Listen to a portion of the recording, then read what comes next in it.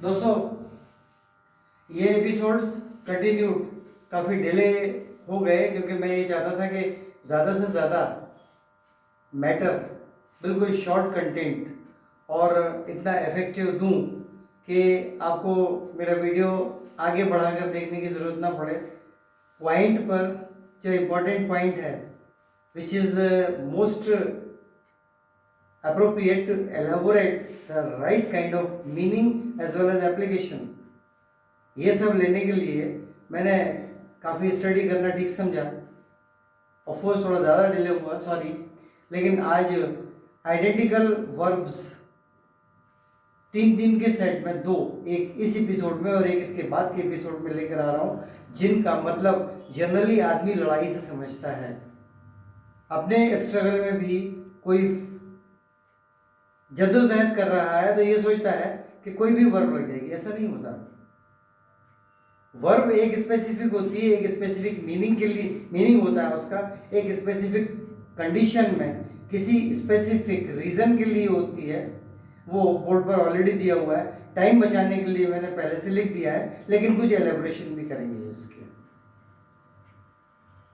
आदमी अपनी परिस्थितियों से लड़ रहा है तो 3 में से कोई भी वर्ब यूज कर सकता है। बैटल, बैटल जनरली ऐसा कहा गया है कि ये 3 पॉइंट्स, ये 3 वर्ब्स 2 देशों के बीच आर्म्ड फोर्सेस के साथ प्रभुसत्ता के लिए, मीन्स इन्फ्लुएंस के लिए, या जमीनी लड़ाई, जमीन के विवाद को लेकर उसके लिए होती हैं, लेकिन उनमें भी फर्क होता है।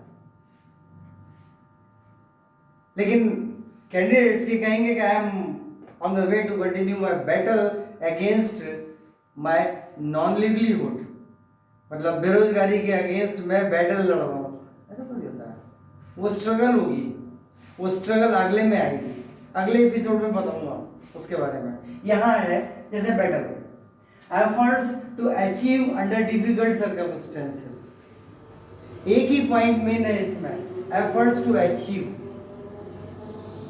इसी पर ध्यान देना है। सारा प्रयास कुछ पाने के लिए है। अब वो आर्म फोर्सेस के साथ हो सकती है, देशों के बीच में भी होती है, उसमें आर्म फोर्सेस आती ही हैं। Efforts to achieve under difficult circumstances, वो तो एक बात की बात है, जब ये सर्कमस्टेंसेस है, डिफिकल्ट सर्कमस्टेंसेस है, तभी ये बैटल होगी, तभी ये बैटल होगी। परिस्थितियां विपरीत हैं तभी, जब कोई रास्ता नहीं है तो लड़ाई होगी। But battle means efforts to achieve, this is the prime concern. Prime concern is to achieve, efforts to achieve. Second one, combat. Combat, battle में कभी कभी ये होता है कि बराबर से अपने अपने एफर्ट करते हैं।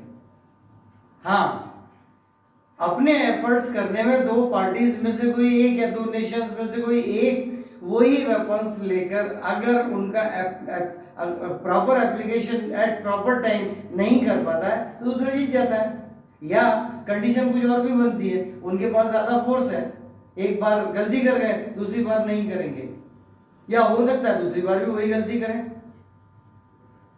ट्रेनिंग भी उनकी कमजोर हो सकती है। They might have, one of the parties must not have been properly trained.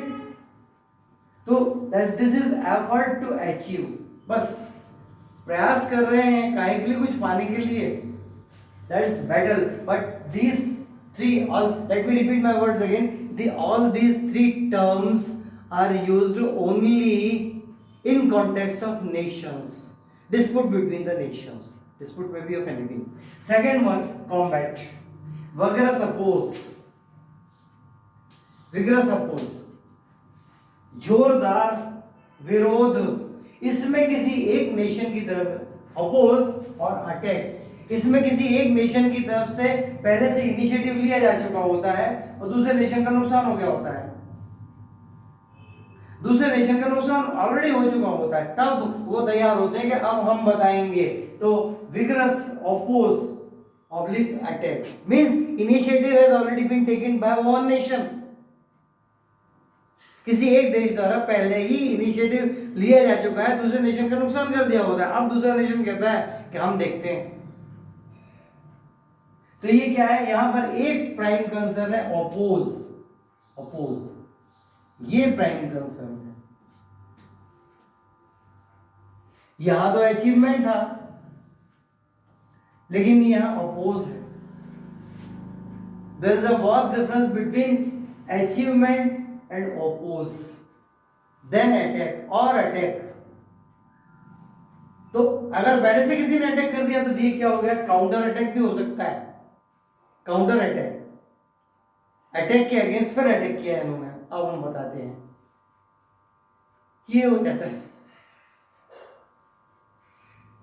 Students generally अपने अनएम्प्लॉयमेंट के केस में, नो एम्प्लॉयमेंट के केस में लड़ रहे हैं अपनी परिस्थितियों से, कंपटीशन फेस कर रहे हैं, तो कह रहे हैं कि अटैक, कॉम्बैट, बैटल और war, this is my war, this is my battle, this is my combat. No, the application of verb is wrong. If you are already qualified, you are not supposed to, or you must not use these terms. It clearly indicates the lack of your guidance by your teacher and by your companions. The third one, war. This is armed hostile conflict. Hostile का मतलब है against something or somebody. Hostile, इसका मतलब है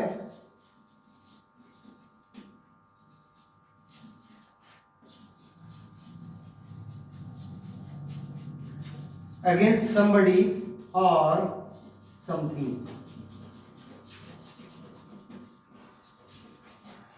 somebody में तो देश आ जाता है, समथिंग में क्या है कि उसने ओवर पावर किया बॉर्डर्स को, या किसी पर्टिकुलर माइन को, या किसी पर्टिकुलर रिसोर्स को जो कि एक्चुअली दूसरे नेशन का था, वो उसने अपना बताया और उसने कब्जा कर लिया, ओवर पावर कर लिया, इंक्रोच कर लिया। सो समथिंग मीन्स एनक्रोचमेंट और ओवर पावरिंग समथिंग, ये होगी एनक्रोचमेंट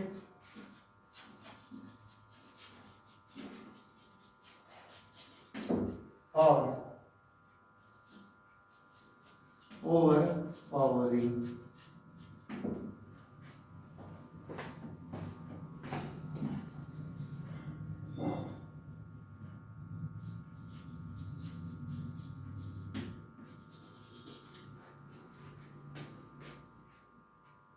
एनक्रोच कर लिया या ओवर पावर कर लिया। So my friends and the competents for your jobs against your unemployment, please for god's sake don't use these words. Please don't use these words. Well, more in the next episode coming next.